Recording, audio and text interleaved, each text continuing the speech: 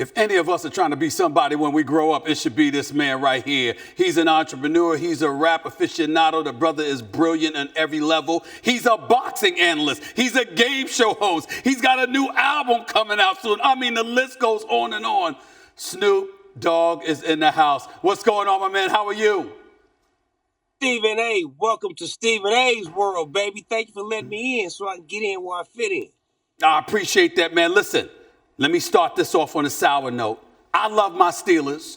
You love the Steelers. Any explanation about what on earth happened Sunday night against the Cleveland Browns? I think we got to make a whole regroupment with coaching, with DBs. We need a running back. We may need to look into a quarterback. It's a whole lot of things we need to do over there at the Steelers organization. We started off good, but then when we started losing key players and key defensive people to the team, it really, took us downhill. And I just felt like we had a lot of bad coaching, bad play calling. It just was a bad year for us. Despite us being 11-0 at one point, it just didn't feel right.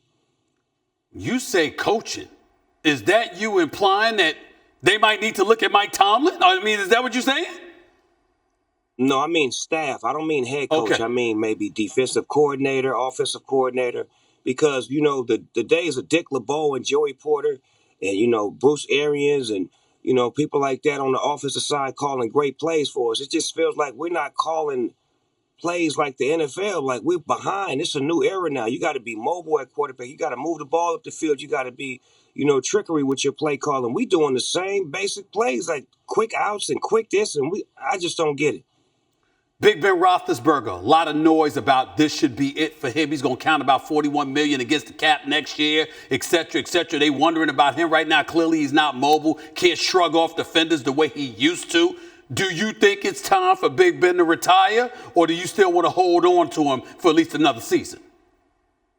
I think that decision is up to Ben. I mean, we love everything he's done for the organization from the moment he came in to where he's at now. He's always played with heart. He's always played to win, and if it's up to Ben, he's our quarterback, and we could take it as we get it.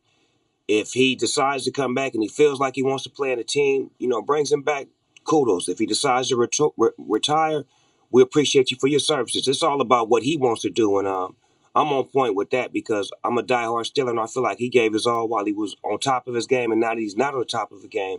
If he wants to go out like a champ, I think retirement makes the best sense. But if not, if he wants to come back and try to win it, I'm with that as well. Let me switch to transition to another sport because I know you are a man of many talents, Snoop Dogg. We all know this, but we recently saw you giving boxing analysis. You were commentating on a boxing match when Roy Jones Jr. fought Iron Mike Tyson. Obviously, we saw Nate Robinson suffer a loss that obviously a lot of people have been talking about.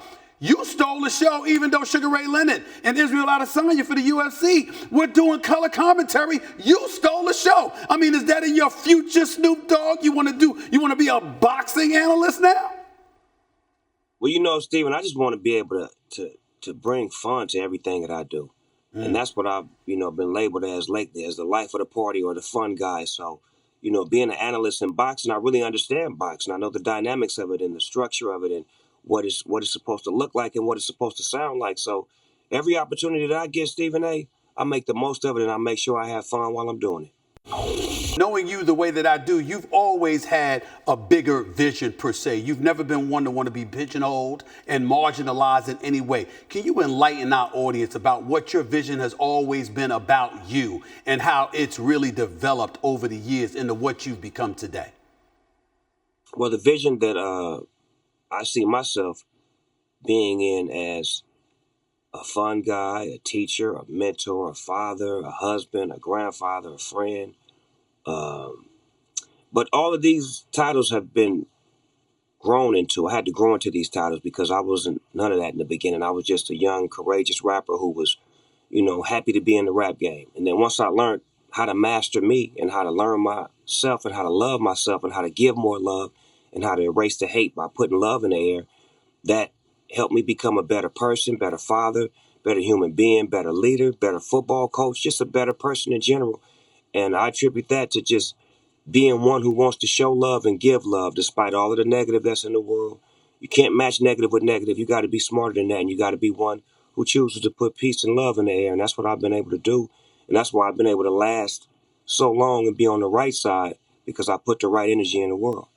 I'll ask you about the advice that you would try to impart upon the world at this particular moment in time, only from this perspective. On so many occasions when we're talking about sports, when you and I rap about sports, you ain't just talking about the stuff that happens on the court of play or on the field of play. You might point out how guys need to know how to maneuver themselves through the terrain of this world, the corporate America world, the sports world that obviously involves corporate America. Some of the pitfalls that you see guys suffering through and suffering from, you want to impart words upon wisdom of them throughout all of these times we've talked about these things. As you look at the sports landscape today, particularly in the aftermath of social justice issues and things of that nature having gone on over the last few months, what kind of words of wisdom would you like to give to the younger generation of cats out there who are still out there performing, playing, and trying to make more of themselves than they already are?